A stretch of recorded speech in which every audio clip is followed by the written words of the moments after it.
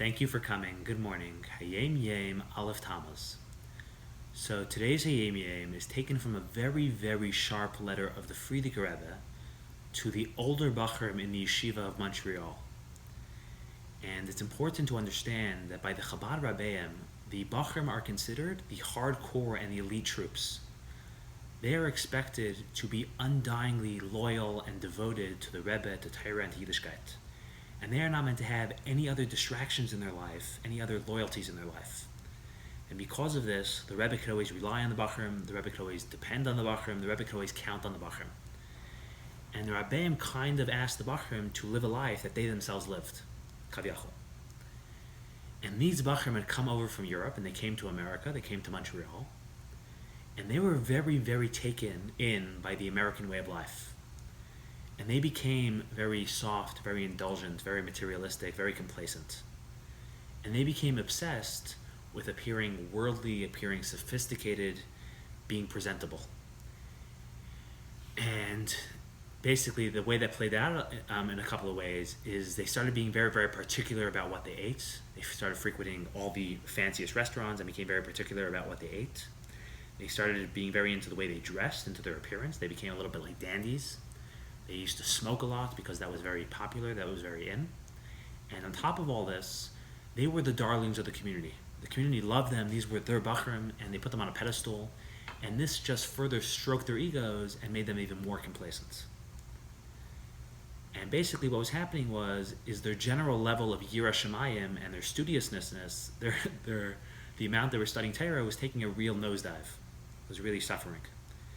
And Frieidker wrote a letter, and he said, do these Bochurim think that Hashem brought them from Europe to come here and get fat and lazy? They have lost focus. They have forgotten who they are. They have forgotten what's expected of them. They have forgotten the sacrifice that is demanded of Bnei Torah, the sacrifice that's demanded of Yeshiva Bochurim. And then he quoted a very, very interesting Gemara. The Gemara quotes a pasuk. The pasuk says, Adam ki yamas ba'el, which is, in the literal context, it's discussing the laws of impurity, and it paints a scenario, paints a case where somebody dies under a roof, somebody dies in a tent, in an oil. But came along Reish Lakish, and Reish Lakish said, there is a deeper interpretation here, there is a deeper meaning here. And the deeper meaning is the word oyel, the word for tent, so is usually very synonymous with the idea of a yeshiva. The tents of Torah is the place, it represents a place where people come together to study Torah, it represents a yeshiva. And what the pasuk means to say is if you want an ayil, if you want Torah in your life, if you want to succeed in yeshiva, if you want to succeed in your journey to connect with Torah, to master Torah, he said the only way to do that is to die for Torah, is to kill yourself for Torah, is to give up your life, is to give up all the things in your life, all the distractions in your life, all the random distractions in your life. You have to give that up, you have to give up your life, you have to kill yourself for Torah, to succeed in Torah, and that is the only way you're ever going to succeed in Torah. That's the only way you'll ever be a real B'nai Torah. And this isn't even such a radical idea, but anyone who's a serious human being and wants to really accomplish something great needs to basically give up on all the distractions and all the nice distractions and focus on what they're trying to accomplish. If someone's trying to build a business from scratch, if someone's an entrepreneur, so if they're serious and they really want to succeed, so the only way they're ever going to succeed is if they give up on a lot of family time, they give up on a lot of their leisure time and a lot of things they would like to do, but they have to give that all up, all of those distractions, and maybe very important things, but to focus on their business, and that's the only way they'll ever really build up their business. And Torah is no different than any other endeavor. If you really, really want to master Torah, if you really want to succeed in Torah, if you really want to become a Bnei Torah, the only way, says Reish Lakish, is to give up your life, give up everything in your life, and just focus solely on the Torah. That's the only thing that matters, and that's the only way you'll ever succeed.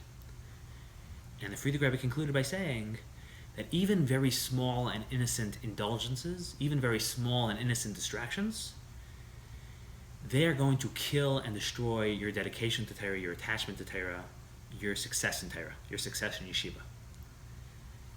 And then the Frieidker Rebbe concluded by saying that these Bochurim are concerned about and are obsessed with being presentable and appearing worldly and sophisticated and being presentable.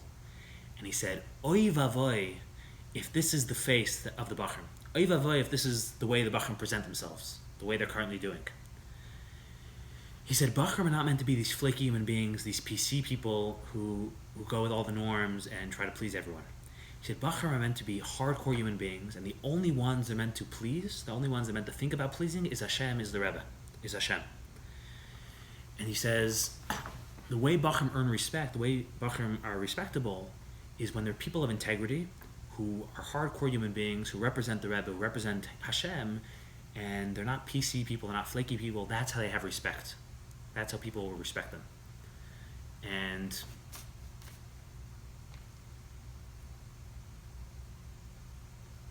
he said, bottom line is Bochurim are basically meant to embody, and Bochurim are meant to represent hardcore, unadulterated truth. Have a wonderful, wonderful day.